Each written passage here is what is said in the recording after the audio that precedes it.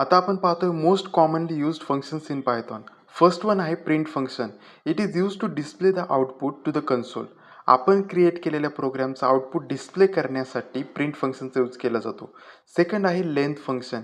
It returns the number of items in an object, जसं की length of the string, length of the list, length of the tuple. Third function is the type function.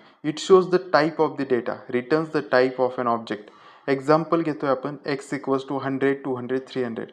Type of an object can be print like this, print type of x.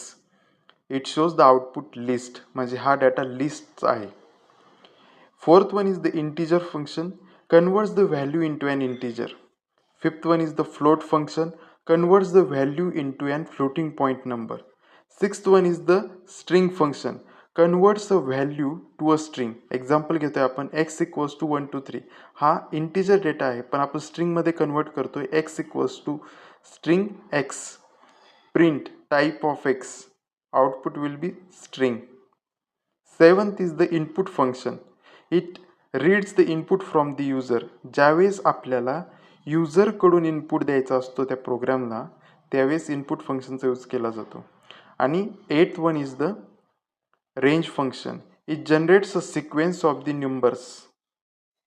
Syntax of the range function is start, stop, step.